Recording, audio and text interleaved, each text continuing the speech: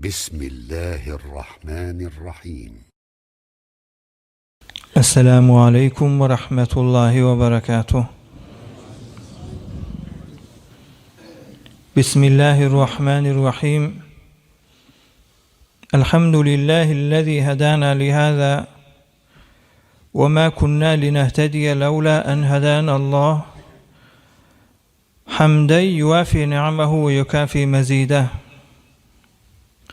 والصلاة والسلام على أفضل من طاب منه النجار وسما به الفخار، واستنارت بنور جبينه الأقمار، وتضاءلت عند جود يمينه الغمائم والبحار، سيدنا ونبينا محمد الذي بباهر آياته أضاءت الأنجاد والأغوار، وبمعجزات آياته نتخ الكتاب وتواترت الأخبار، وعلى آله وأصحابه الذين هاجروا لنصرته ونصروه في هجرته صلاة نامية دائمة ما سجعت في أيكها الأطيار وهمعت بوبلها الديمة المدرار. اللهم اجعلنا من المتبعين لشريعته، المتصفين بمحبته، المهتدين بهديه وسيرته، وتوفنا على سنته، واحشرنا يوم الفزع الأكبر من الآمنين في زمرته.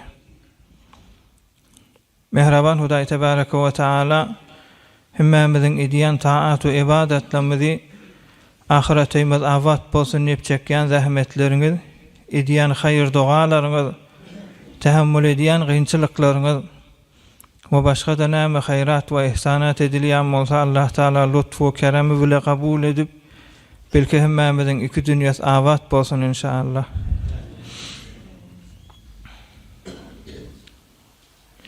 Hazreti Mahtumul İşan aýdýar, yerden çıkan nebatlar, kızıl güller, göğ otlar, gafil adam, bu zatlar kullun ferman içinde.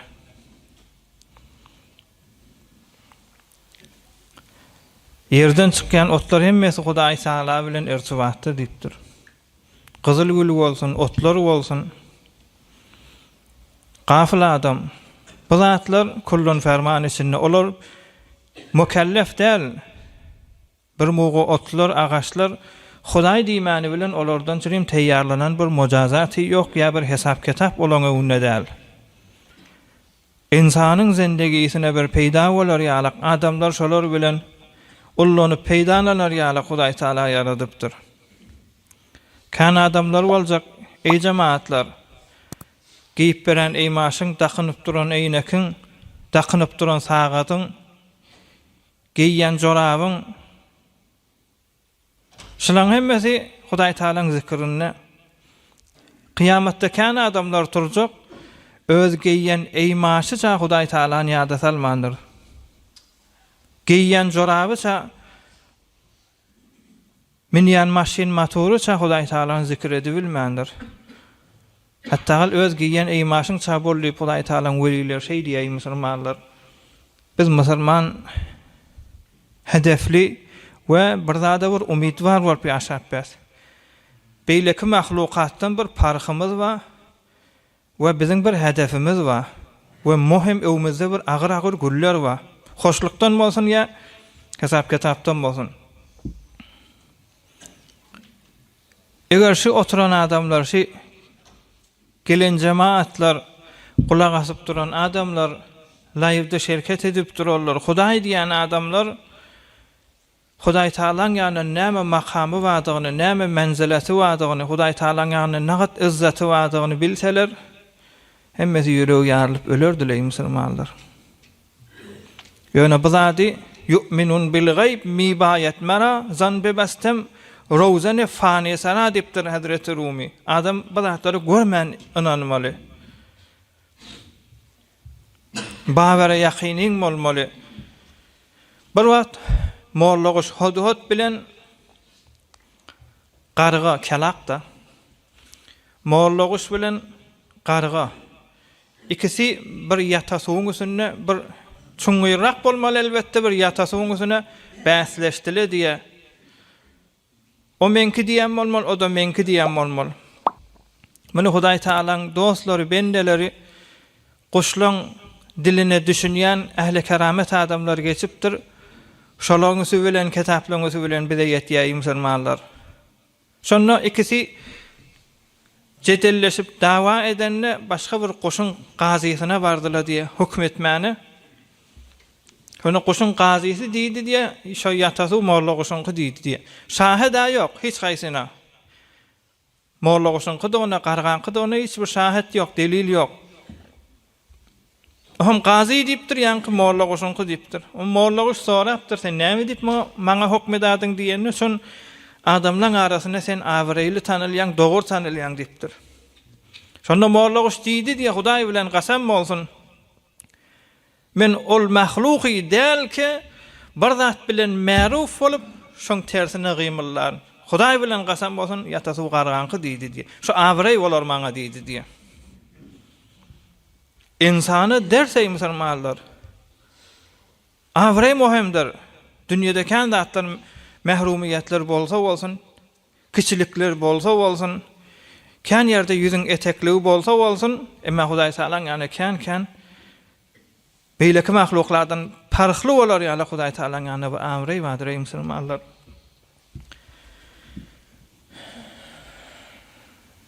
Bir gecede inşallah Peygamberimiz Aleyhissalatu vesselam'ın mübarek ýaşaýyşyny Medine-i Munawwara barandan 2-nji ýylda gaty kän hikaye, gaty kän wakalar bolupdyr. 3-nji ýylda şeýle inneşi Medine-i Munawwarada Peygamberimiz herne 10 ýyl ýaşaýar. 10 ýyl ýaşasa da 100 ýyl ýalyk hikayeler, dersler waý musulmanlar. Gaw içine girjek bolsak, gaw dersini alyp pohta etjek bolsak, awam adamlar da düşüner ýalyk şonu bir kelasa agzajak bolsak şaýat näçe ýyl entek işimiz bardyr musulmanlar. Ýöne şu 10 ýylyň içinde bir kän bolýan wakalar kafirler de kän musulmanlary irat edýärler, şoňa giýjäň uzak wagtynda bir bişirip bir gaw gurran agzajak musulmanlar. Peygamberimiz Aleyhissalatu vesselam mübarek Medine barandan sonra kän jengler bolupdyr, gazwalar bolupdyr. Öz mübarek huzuru bilen bolan gazwalar. Ýok da bolsa ýetişmedik wagtynda ýa başga bir hedefi bar bolsa seriye diye, bi'ase diye beýleki sahabalar iýererdi diye git Hudaý Taalaň dinini ýaýratmak üçin, tebligat üçin ey musulmanlar. Indi kafirlaň Peýgamberiň wagtyndan täşimade çellin bir irat edilýär. Şuurlandy biziň aramyzda gaty şoňa çyraksy bizi köýködüp kabul edip berenken näme din gyljyň zory bilen geldi. Zor bilen İslam ýaýrady, kan nöküp geldi İslam. Biz biz musulmançylygymyz kenarda goýýas, ştada. Gözden musulmançylygy biz kenarda goýýas. Elim bilen, tarih bilen, mantyk bilen biz ewe gelip bir siri metlepler agdaýly, bir siri soraglar ortaga getireyli, ahyrynda da bir netije giriýe diýli. Ohm aýaşy ýanymyzda goýan imanymyzy ýene ewrülip içerik salamaly, wakan hakmyşdykmyşynky we aýdylýan kepler boşmy ýa wakymy? Her haftadan inşallah şular ýanak bir muhim jamiň bir derdi bolan zatlardan bahs etjek musulmanlar. Awwal bilmeli zorlap zat ýok ey musulmanlar. Öz ogluňa zorlap namaz okutup bolýarmy? İman ýan zat içerdeki bolýan zat. Hudaýa inanmak, kıyamata inanmak, iman ýan zat inanmak diýen zat dahyly bernamalardan. Bir neferiň içinden Hudaýa imany bar ýoklugyny näjere bilip bolar. O sen kılıçın zoruna bolsa kılıç maka Hudaýa inanýan diýer. Kılıç gidenden sonra sen şu mugada inanmaýar ki ýüreginde. Emma kılıçdan gorkansaň şaýat diline getirsin. Ýok. Onu İslam kılıçın zoru bilen gelen bolsa İslam men ýalyk pişreft etmerdi. Şon İslamyň tuğla tarihte zayıfterin icilen wagtlary geçipdir ey musulmanlar. Agalliyet cemiyetlerde milyon bir günün içinde adamlar gyrlypdyr ey musulmanlar. Bir wagt biri oğlu arada tutmayan bolmaly. Oğul arada tut, sen gayrat et. Yo tutacak diýen bolmaly. Tehrim ediyen bolmaly, elinden imkanat alýan bolmaly. Yo başardan Yine de ip berem olmalı. Ramazan ayda arada tutmaya diye. Ama ahirde de dädes näme etjek bilmem, men zannana salypdyr. Öýde bir nejde bolar, bardat bolar, bir ammar bolar, şoňa zannana edipdir. Zannana edene däde, göze dipdir. Zorlap selerli giydiripdir. Awala niýetini arada tutmak ýok. Ol adamyň müşkili bar. Başa selerligin niýet etip etsek, selerligin idrakamda ýa-da hawa ýaktalaryny ekidip zannana salypdyr haýadyna. Sen bayat arada tutmalydyr. Gafin golplana beýrakdan deşikden däde meni göze dipdir. Elden bir gysym alyp agyny kum saldy. Zora jaý ýok diýdi. Näzir bolýar bi adamlar erti bilen azana gelýär, mescide gelýär. Halal gedýär. Her kimiň özü bilen Hudaýynyň arasynda şunu boyun alyň. Ey musulmanlar, hemmäňizde de badyr şey. Her kimiň özü bilen Hudaýynyň arasynda gawattan, kenardan bir Hudaý üçin çekinen zady badyr, bir haramdan, bir gelişmeýän işden ey musulmanlar.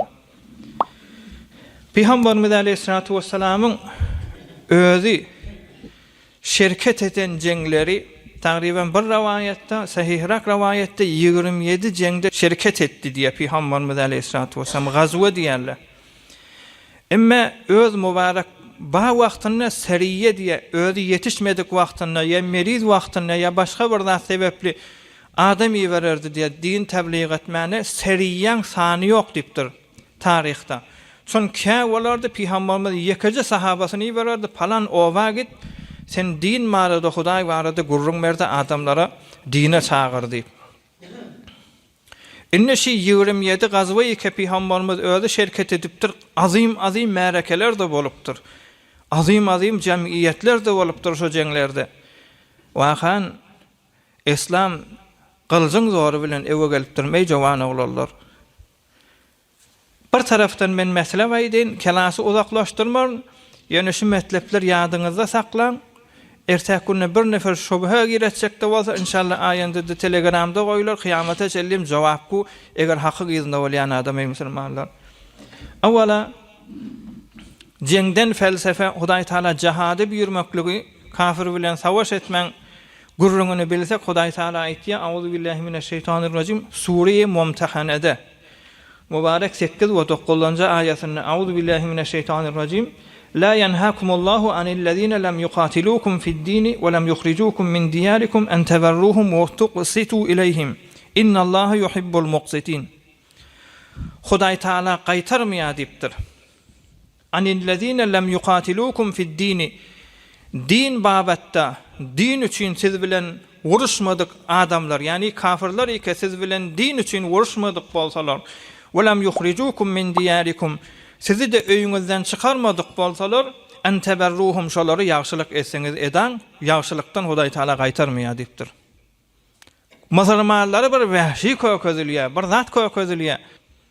Menne zat ýok, emma şunu ulakan alimler eber gudret kitaplardan size aýdyp ötýän musulmanlar. İzinden Hudaý Taala aýtdy: "İnnema dine fakat munhasir edipdir. İnnema yenhakumullahu Hudaý Taala sizi gaýtarýar anillezine qatalukum fid-din we akhrajukum min diyarikum." Sizi din üçin sizi düşman tutup, sizin ýurduňyzy eliňizden alýar, täke dinden dänderjek bolup, dinden sawutjak bolup, öýüňiz zada ýurduňyz eliňizden alyp sizi çykarýar, şolary gaýtarýar. "Wa zaharu ala ikhrajikum" ya şo çykarýan adamlara arka çykyp, şolary himayeti mali, himayeti jaýgahy edip duran adamlardan entewalluhum şola bilen irtibat baglap dost bolmany gaýtarýar Hudaý Taala diýipdir. "Wa may yetawallahum fa ulaika humuz zalimun." Şey dip duran adamlar musulmanlar öýünden çykaryp din mabetde kafir ýaşamaly, musulman ýaşamany ejazan ýok diýen adamlara dost bolup şola bilen irtibat baglamany gaýtarýar diýipdir. Ey musulmanlar, jahadyň ýene buyurulmaklan hedefi bir neferin boyundan tutakamda häke bir bedere suw bolar. Suwa kellesini sokup zor bilen şunu işdiýe, ýa-da kellesini soňa suwa sokýar, hafetjek. Olar ýalyk İslama salmak hedefi ýok. Hedefi, evvelin hedefi Hudaý Taalaň resaletini millete aýdyp eşitdirmek, ondan sonra dine dawet etmek, dine dawet edenden sonra taraf kabul etmese, şo bilen sulh etmek bir jeziye diýen mesele haňysyna Hudaý Taala aýdypdyr. Auzubillahi Sure-i Bakara 190-njy aýada: "Wa qatilu fi sabilillahillezina yuqatilunakum wa la ta'tadu." Özleri şuru edip, özleri siz bilen jeňi başlap, sizi ýoldan çykarjak bolup durýan adamlar bilen muhatele edin, jihad edin. Ýöne hetden aşmaň diýipdir Hudaý Taala. Ýene bir ýerde Peýgamberimize Hudaý Taala hitap edýär. Sure-i Mübareke Yunus 99-njy aýatyna Hudaý Taala aýtdy: "Afa ente tukrihun nasa hatta yakunu mu'minin." Ya Resulullah, sen qıssayanmı adamlar musulman bolsun diýip? Qıssama diýdi da. Şu Kur'an-ı Kerim'de gelip duýy musulmanlar. La ikraha fid-dini qad tabayyana ar-rushdu minal ghay. Dinne icbar ýok diýipdir. Bir nefer tüle tarihte Peýgamberiň wagtyndan täşimade çellim doğru tanılan adamlardan bir nefer gelip zor bilen bir nefer musulman eden yer ýokdur ey musulmanlar. Zor bilen iman getiren adam ýokdur. Peýgamberimiz Aleyhissalatu vesselam'ın mübarek öz hadisi cihat barada Peýgamberimiz aýdypdyr: "Ogzu bismillahi we fi sabilillah." Jeng etjek bolsaňyz, jihad etjek bolsaň Hudaýyň ady bilen jihad edin, Hudaý ýoluna jihad edin. Ýöne wala tagullu, hetden aşmaň diýipdir. Wala tagullu, hetden aşmaň diýipdir. Wala tagdiru, hyýanet etmäň diýipdir. Kafirin zenanasy diýip hiç mo gözlemäň diýipdir. On öýüni otlamaň diýipdir. Wala tumassilu, ölenden sonra da şoň agzyny, burnuny, kulagyny kesmäni, hilkasyny ütgetmäni, garnyny ýarmany ejazaňyz ýok diýipdir. Wala taqtulu waliden, belagaty yetmedik çağany da din üçin, İslamyň çyrasy ýanar ýalak siz jeňetseniz de çağany öldürmäni ejazaňyz ýok diýipdir. İzinden aýdypdyr: "İza laqita aduwaka minal müşrikin." Sahih hadisi Peýgamberiň aýdan sözi. Eger kafirlara sataşaňyzda 3 saat edin diýipdir Peýgamberimiziň sahih hadis. Imam Tirmizi'de rivayet etýär, Imam Müslim'de rivayet etýär, beýleki sahih kitaplarda da bar. Jihadyň felsefesini düşünün ey musulmanlar. Peýgamberimiz aýdypdyr: "Jihad etjek bolsaňyz, şu 3 saat 3 ýol bar" diýipdir.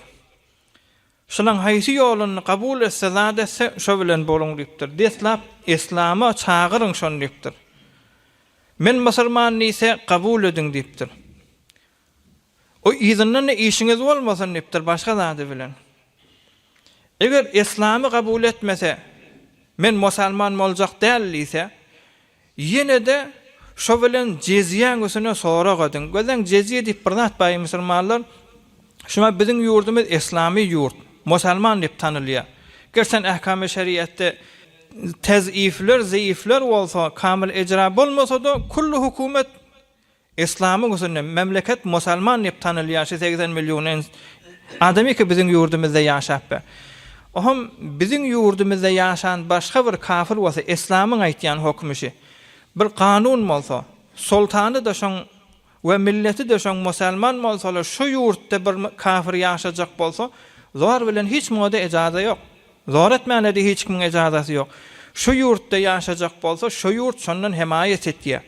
Bir mugada hemsaýasy hakyny aljak bolsa, gidip datkak şikayet etse, sen kafir, sen perwendeňi biz berresi etmeýäs diýilmeýär. Gazyya musulman şoň perwendesini berresi edip, eger musulmanyna haky bolsa, musulmandan şoň alyp berýär hakyny. Meselen ýa meriz bolsa, bimaristan iken musulman, islami musulman, meselen hemme zady şu memleketi İslamyda kontrol bolýar. Kafir diýär hamda şoň sen merizin biz kabul edip bilmeýäs. Ve şunlar ýaly kan hadamat resani etýär, şu hadamatynyň mukabelinde sen musulman bolmansaň, Hudaýyň berýän zady, diniň berýän zady şoňa bir miktar maliýat bermeliler. Täki emniyet janyny saklapdy, malyny saklapdy, namasyny saklapdy, başga da hadamat resani edip duransaň, şu kafir musulmanlaryň ýurdunda ýaşajak bolsa, jizye diýe araply maliýat bermeli bolýar. Biziň maliýatymyz däl, biziň maliýatymyz batyldyr. Asl diniň aýdýan maliýaty şu. Ohum şu maliýat Peýgamberiň aýdýan zady, İslamy hödürlän, kabul etse gowzat, kabul etmese jizýeň üstünde, maliýatyň üstünde gurrun edin. Maliýaty da oňuşjak däl. Siziň ýurduňyzda ýaşajak. İslamy kabul etjek däl, maliýaty berjek däl. Ýene de mutemerret bolup öz azat geljek bolsa, Hudaýyň ady bilen onu orta gelin jihad edin diýip Peýgamberimiz Aleyhissalatu vesselam şey diýýär musulmanlar. İnnişi cihadın felsefesi. Turondan barakamda qamasak, kellesin kes. Yok, hiç tarihte de yoktur. Mutefekkir adam da hiç moda savadı adam beydiyen nedir?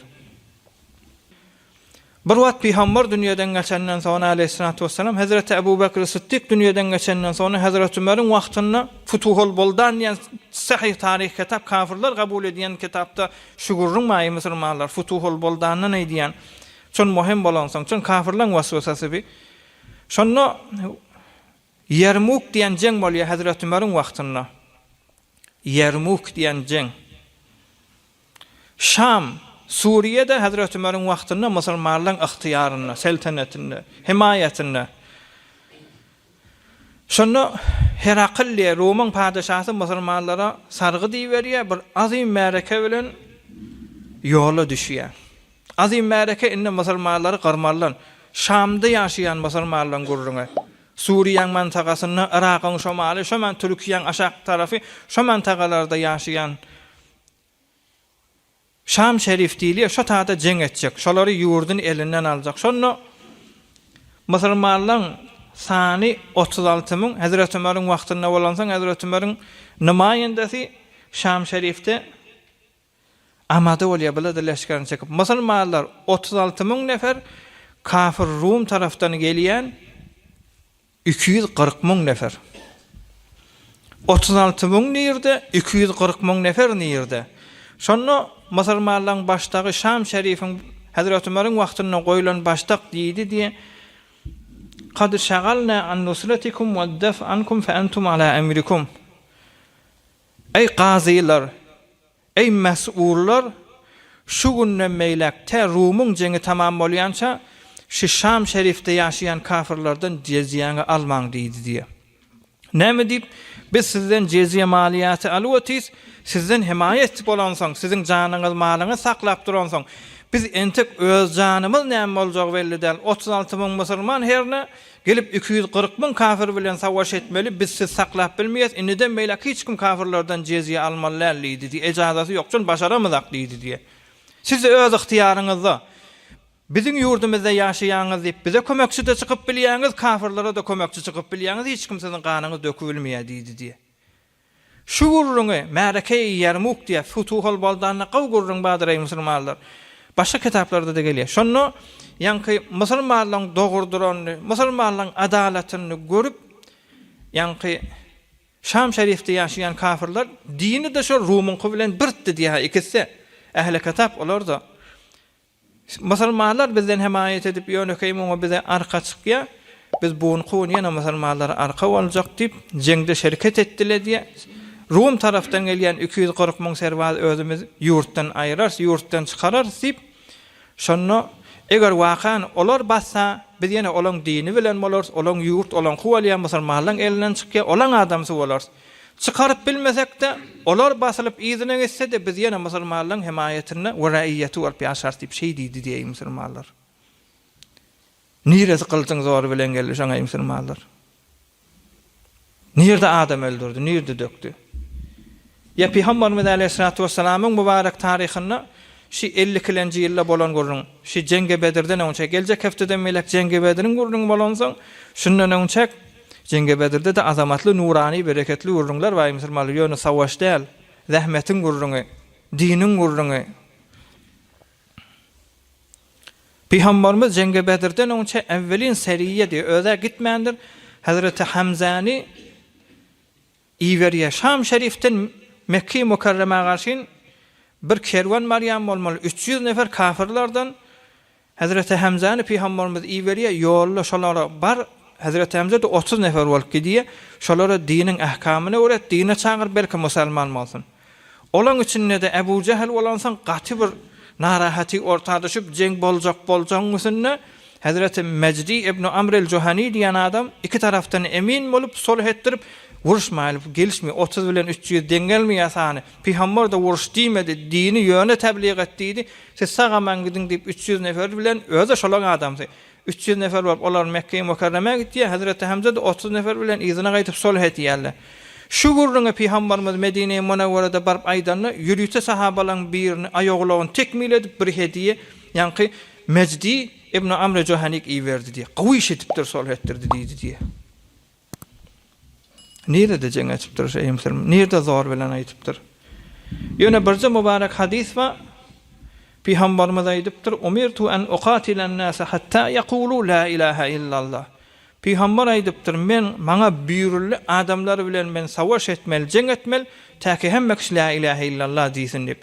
Şu hadisi de mufassirler, muvarrihler, tarihdanlar hemmesi agzyya muttafaq aley şunu Mekke kafirlerine aýtdy dipdir. O da Peygamber 13 ýyl Mekke-i Mukarremede nämetdi, dine çağırdı.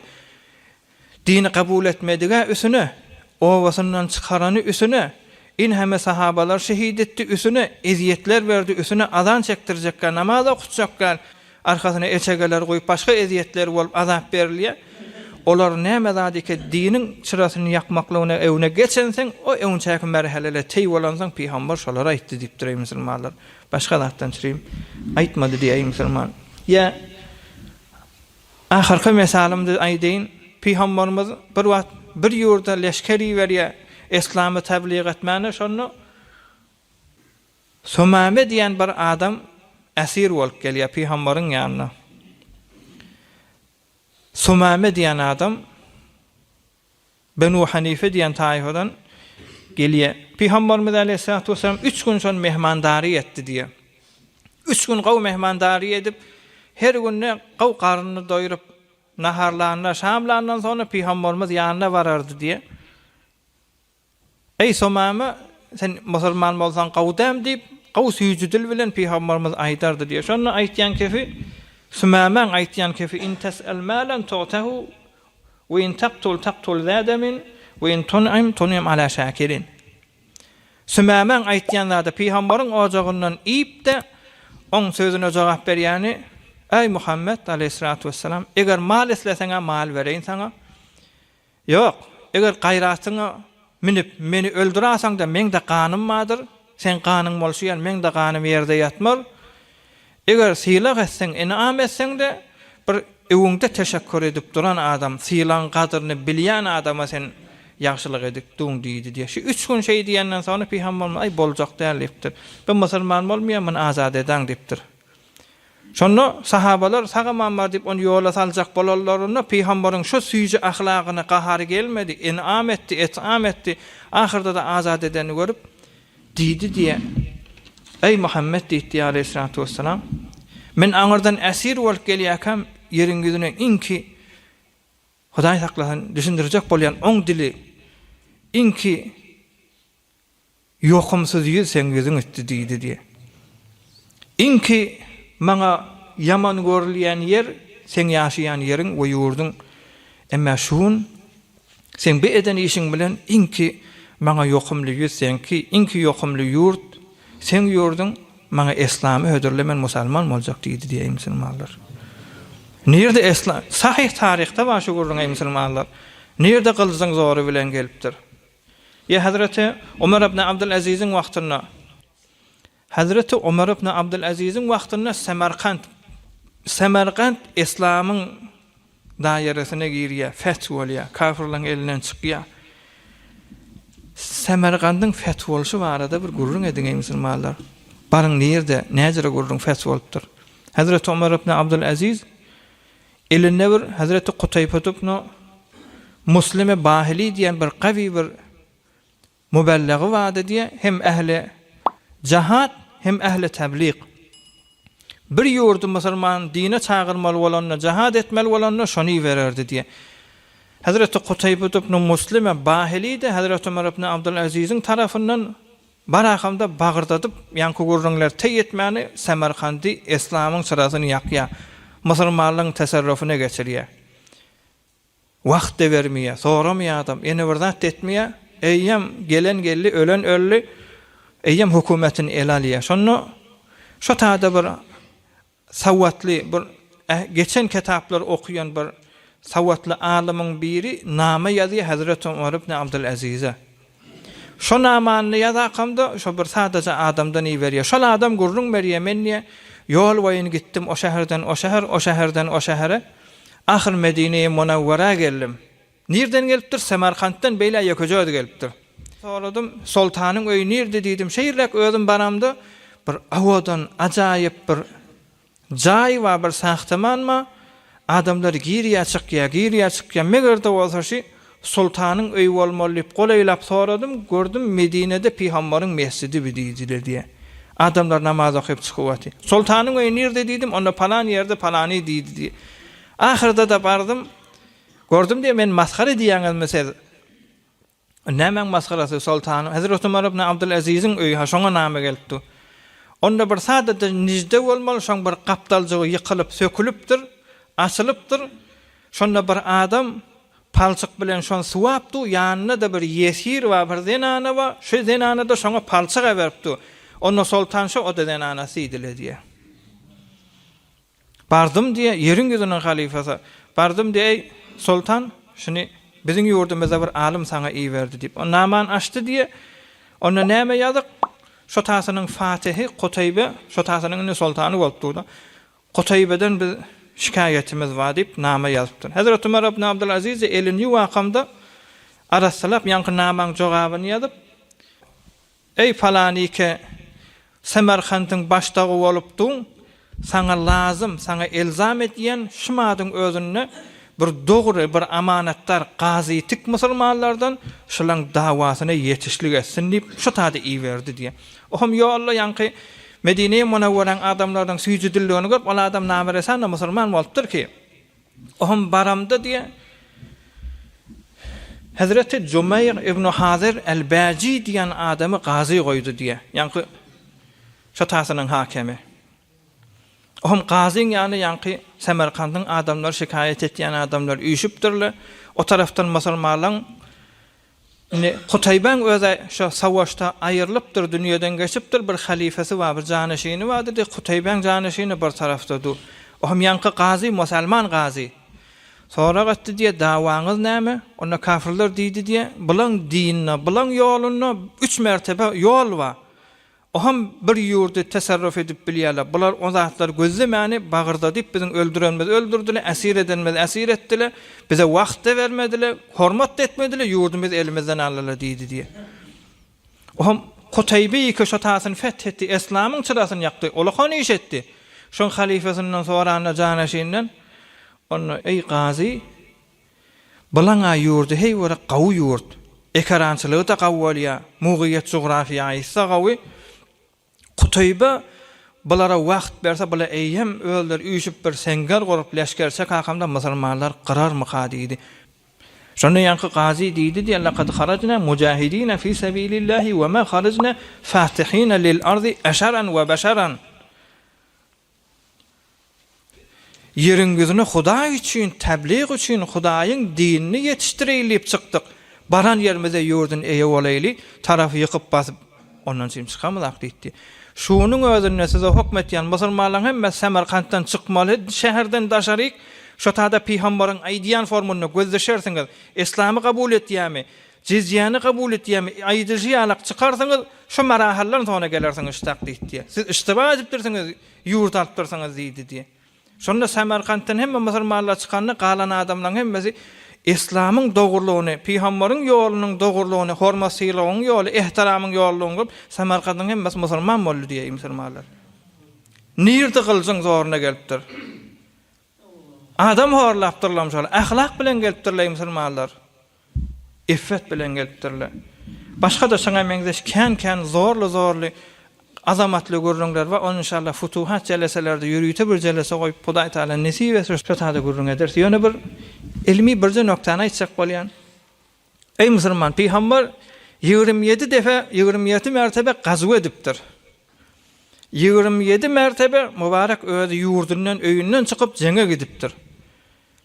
Şu 27 jeňiň ulukon jeňi taryban 8 jeň, gaty märekel jeň, seriýeteki tökünmeýär diýipdir taryhda. Peýgamber kän adamy bererdi döwrege diýip. Indi seriýelerde de jeňler bolupdyr. Onu aglap durjaklar. 50 nefer, 100 nefer bilen, 100 nefer, 200 nefer bilen, 200 nefer, 300 nefer bilen gaty taryhda kän bugurnyň oň sany ýok. Ýöne gazwa şu 27 gazwa iki Peýgamber öz çykyp gidipdir. Şu çykyp gidenden soňra özü de şerket edeni distapkyzy gazwy Bedr. Gelecek hefteden meylek gurrun ağzalacak. Sonra Gazve-i Uhud bolýar, Uhud wurşy bolýar. Ondan sonra 4-nji ýylda ýene Bedr wurşy diýip 2-nji Bedr diýip şo gurrun bolýar. 5-nji ýylda Handak wurşy bolýar. 7-nji ýylda Haybar wurşy bolýar. 8-nji ýylda 2 jeng bolýar. Biri Hunayn diýip, birde Sariye-i Mu'ta diýip. Peýgamberiň öz Hunayn jengi diýip. O tarafdan da Mu'ta diýen oňa sahabalary berýär. Ulughan jenglerden. Ondan sonra da Tebuk wurşy bolýar. Peýgamberimiz ahyrky 9-njy ýylda Tebuk wurşy bolýar musulmanlar. Niştada 8 azamatly 8 wurş aýtdym. 27 wurşyň 8 wurşy. Şun jemgyýeti näçe bolsa-da üýşürseň siz 8 jengde gelip jengçiler, muhaterler üýşürende Peýgamberimiziň sahabalaryndan 42.000 sahaba kafirlerden cem'en haş 8 jengde 290.000 kafir. 300.000 diýeli, 300.000 kafir bir tarafda şu 8 jengde Peýgamberiň sahabasyndan 40.000 sahaba. 200.000 bilen 40.000 mugabele edenler näçe adam gyrylmaly? Kän gyrylmaly bolýar? Kan gyzypdy da öldürdüň ölýän. Ya özüň ölmeli, ýa-da öldürmeli. Doganyň ölüpdi, däzeň ölüpdi, doganyň ölüp, ogluň ölüpdi. Sen kanyň gyzýar, jeng meýdany musulman rahm ýok otada. Şolaň hemmesini muvassak taryhda gidin tahqiq edin. Şu 27 gazwa kän seriýeler düşün için naha. Kän seriýeleri ýüşürdik. Gazwalaryň hemmesi 8 jeng. Bir tarafdan faqat 8 jeng we 40.000 bilen 290.000 neferiň arasynda kullen Peýgamberiň mübarek ýaşaýyşynda bolan telafat ejanylar 1284 nefer öldürdür. 1284 nefer, 1284'ün 1022'si kafirlerden, musulmanlardan 262 nefer. Şeýle azamatly jengler bolupdyr. Müňlerse adam bolup meýdana girýärlemiş. Diňe sahabalardan 262 nefer, kafirlerden 1022 nefer. Peýgamber 10 ýyl jeng edipdir. 10 ýylyň içinde adam da kany beripdir. Şolaň içinde 1022 nefer. Nirde İslam kılıcın zoru bilen gelipdir. Näzire waliyany aýdyp berene musulman, näzire wal beýle waliya. Näzire waliyany bilen gurruňy baý musulmanlar. Bular dogur wurş edýärmişdik, bular dogur keplýärmişdik, dogur amel edýärlemişdik. Zenanany bular öldürmeýärmiş, çağany bular öldürmeýärmiş kafirlerden. Sulh edýärlemiş, İslam kabul etse jeng etmeýärlemiş. Bir wagt Hazreti Ali radıyallahu taala savaş meýdanyna şu jengleň birinde bir kafiri basdy diye. Gözen janyny aljak bolup duran kafirliň o da bir batyn adam, zorly adam. Şu zorly adamy gelip Hazreti Ali basdy diye bagyrdy diýip öz etegine ýaty indi faqat bir kılıcı çekamal şeýle. İslam kabul etmändir, jizýany kabul etmändir. Gelip musulmanlary da öldürjek bolupdy. Bir kesse tamam boljak. Şonda Hazreti Ali'nin yüzüne tüýkürdi diye ýanky kafir. Hazreti Ali turkutdy diye bar etdi. Näme diýip beýtýän diýerlerini onda men geldim Hudaý üçin wurşak boldum. Bu men yüzüme tüýkürdi, men gaharym käneli, inni öldürsem men Hudaý üçin öldürdim bolmaýar diýip gitsin başga bir öldürsün diýdi. Şu ýol bilen gelip durýar musulmanlar. Inni o tarafyny göreýle, şu kefe aýtýan Peýgamberimiz aleyhissalatu vesselam kılıcın zoru bilen gelipdir İslam diýen adamlaň özünden men sualym şi. Näçe jengi jahany boldy? 2 jengi jahany boldy. El-harbul alamiyye diýerler. 2 jengi jahany boldy. Jengi jahany kafir musulmanyň arasynda mı? Musulman gyrypdyrmyş olary. Ýok. Ehli kitap emmes özleň arasynda bolan gurrun. Jengi jahany evveldi şeýle, dowamda şeýle. Bir musulmanyň nagsy ýokdur.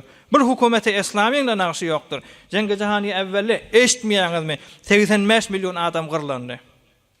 Jengi jahany dowamda 58 milyon adam öldü diýip amary dagyk sebit şurda jahany taryhda 1022 nefer adam öldüripdir Peýgamberimiz. O da aňyrsy bir belli adamlar. Ahyrky merhele bar, piştak gelenden soňra jenge girenler. O da in heme märekeleriň içinde bir 1022 nefer. Geňlärdi faqat şu Çin'in özünden bir 4 amar aýdyn. Çin'ne tuly taryhda şumatda jeng bar, dahyly jengler. Emma taryhda bir 4 jeng agzalypdyr, Çin'in öz dahyly jengler kafirlaryň arasynda bolupdyr. Evvelkisi 184 miladide bir jeng bolupdyr. 184 miladi ha. 2000 ýyla golaýmandan onça bir uruş bolupdyr Çin'de. Cemiyet näçe şonna? Şonna 37 milyon adam öldü diye Çin'de. Berlek gelýän 755 peýgambara ýakynrak peýgambara muasirrak bir jeng bolupdyr Çin'de 755-nji ýylda. 21 milyon adam gyrlypdyr şo taýda dahyly jeng bolanna. Näme dip gylyjyň zory bilen diýilmi ýa? 1616-da ýangyrak bir jeng bolupdyr. 400 ýyldan onça taýriben. 25 milyon adam gyrlypdyr şonda. 1937-de ýan 100 ýyldan eýrak mundan onça bir jeng bolupdyr, 25 milyon adam mundan gyrlypdyr. Diýmeýäs başga in heme jengler, in heme dahyly teneşler bolupdy, bulara diýmeýäs biz. İslamyň awry gaty ýokarda durýar musulmanlar. Ahyrkyjasy bir ders aljak, inni çykaýly jengiň urlugyndan. Ey jawan oglanlar. Türkmenliň bir nakly vardyr. Yel beren taflar, takırçak beren tafılmır. Jawan oglanlar şikep aýtsak, şikepden bir kitap ýazyp bolýar, nakyllan. Kulle zendegide asar falansa ýalakşy nakıl hemme zada ýarýar. Yel beren taflar, takırçak beren tafılmır. Öne jawan oglan entek bilenak, yel nämedigini bilenak, takırzaň nämedigini bilenak, weşi nakyllan hedefke arka dil we dil geçipdi, şundan hedef näme? Onu bilenak musulmanlar. Biz bir ýolly gezbäket başymyz dik galdyryp ýörýärler. Taryhy ruju etselle, Qur'ana ruju etselle, ähli tefekkura ruju etselle musulmanlar. Täze bir äjazlara deyin. Şu mahal asl yerin gözüne eber gudret tanylýan Eýalat-ı Muttahide Amerika tanylýar, yerin gözüniň hemmesiniň başlygy diýip tanylýar. Peýgamberimiz aleyhissalatu vesselam towsiýe edipdir, sünnet edipdir. Esseňiz gawdat etmäniň bilen günäsi ýok.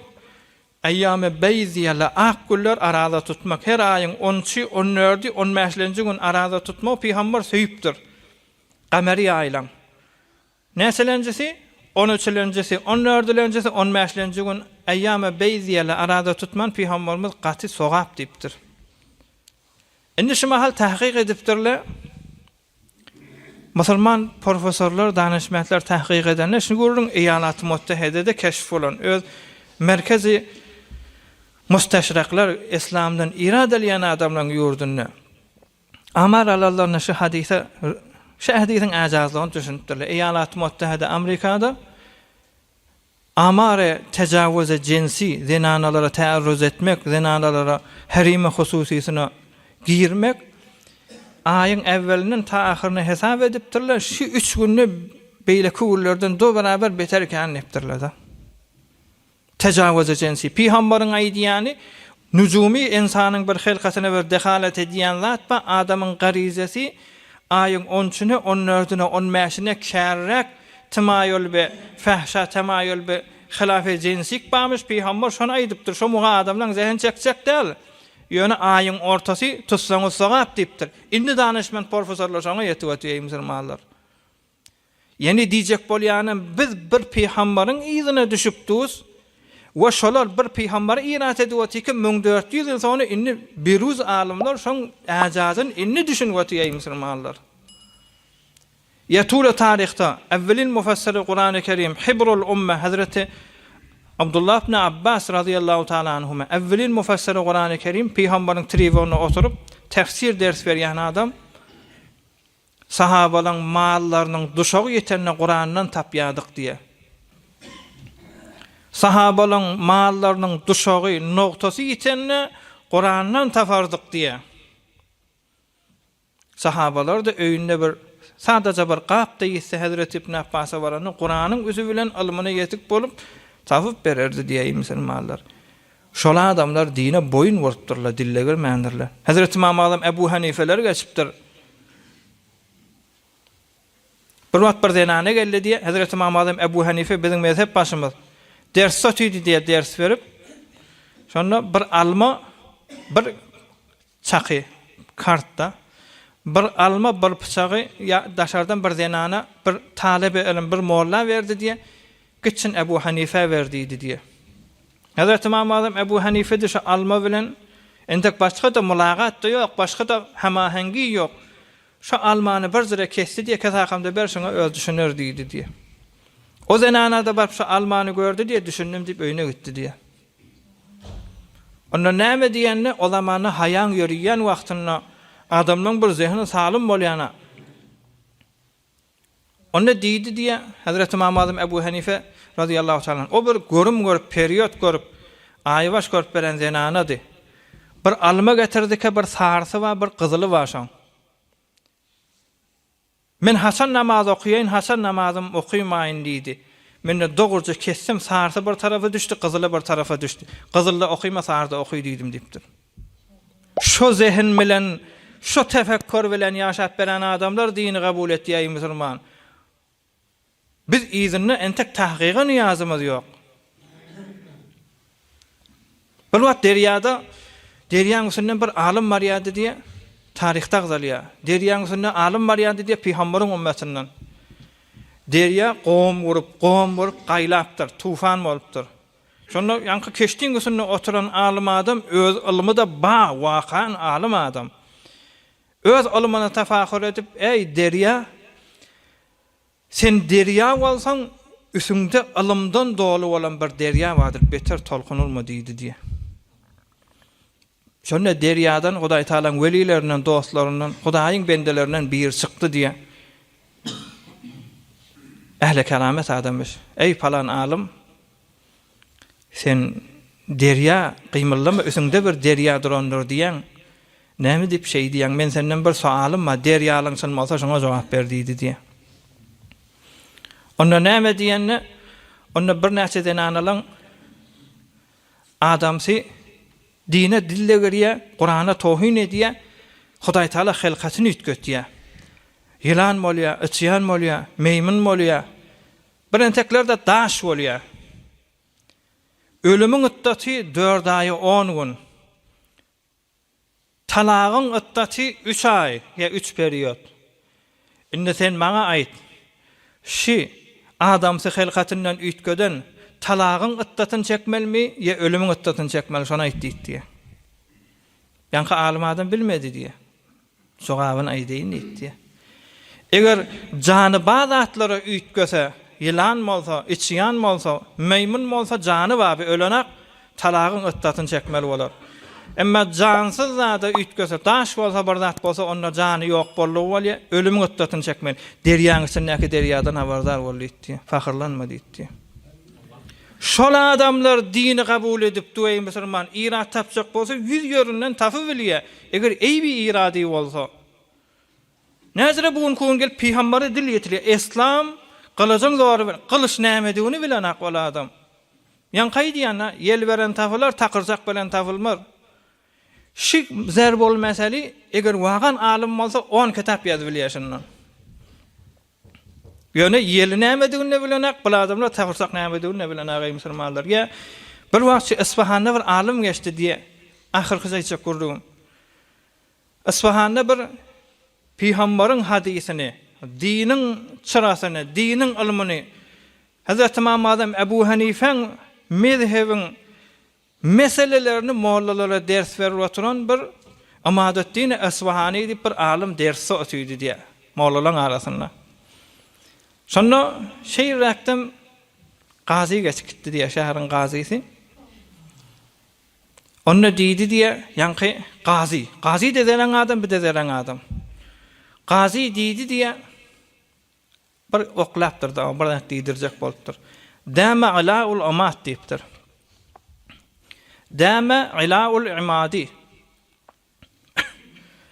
Amadyň ullugy hemişe daim bolsun diýdi diye. Amat diýen olahan bir alim, şu bir olahan adam hüjri ýördüpdi. Şuň ullugy hemişe bolsun. Dama ilaul imadi. Amadyň ullugy ulawa hemişegi bolsun diýdi diye. Şonda ýanky alim gulakamda sir fala kebabikel farasipdir. Ey gazy sende git diýipdir. Madamiki ayagulaň musunna otykan hiç mi ayagulaň ayagy taýmasyn diýipdir. Haýır daga edipdir da. Ýanky gazy de gulakamda başartmar diýip ýoly bilen bolupdyr. Dama ilaul amat iki tarafdan okuýsaň şo bolýar. Jumlasini. Dama ilaul amad evvelinden okuýsaň şo bolýar. Ahyryndan okuýsaň dama ilaul amat bolýar. Emma o taraftan o ders verip duran alim sir felake babikel feres sen bir toru gezki gazi başın dik bolup sen üsüngde sen ayaglaryňyny otykan ayaglaryň ayag taýmasyny onda iki tarafından okuýsaň şo bolýar. Sir felake babikel feres sir felake babikel feres bolýar. Şuna biz bir dinden irat edýän adamlar bir jomla aýdyn siz bir jomla aýdyn ki tarafa jogap bolsun. Bir da sorap duqa bir akıllı, bir mutefekkir, bir danışman senden sual edip duqasan o jogap bolsun, iki tarafından okuýsaň şo bolsun, mentagada köp gelsin. Şuna adamlar dini kabul edipdi ve milyarçılar yalık mutefekkir, danışman, profesör geçipdir tarihte musulmanlar. Şolar dinden irat edmeýändir. Nämedik kabul edipdirler, waqiýete yetip bolupdyrlar musulmanlar. Ahlat edip oturduğunuz, o da Aytaala sizin dininiz, dünýäňiz, ahiretiniz abad etsin inşallah. Kışın uzak giyicesidir. Peygamberimiz Aleyhissalatu vesselam'ın da hormasyla sizin ýanyňyza gaty kendir. İnşallah galan jalla saatlarda we muhimrak metlepler ýaşaýyşymyzda peýdarak metleplerden gaty gurrun edersin inşallah. Jawallaryň zehinne bolar, zindegimizde peýda bolar. İnşallah galman gelseňiz hem peýgamber hoş bolar hem zindegiňiz bereketli bolar inşallah. Nefere bir elhamdülillah betullara dua edelim. برای مشاهده ویدیوهای بیشتر به کانال یوتیوب سخنرانی های علمای ترکمن سر بزنید، مشترک بشید و منتشر کنید، اجر ببرید.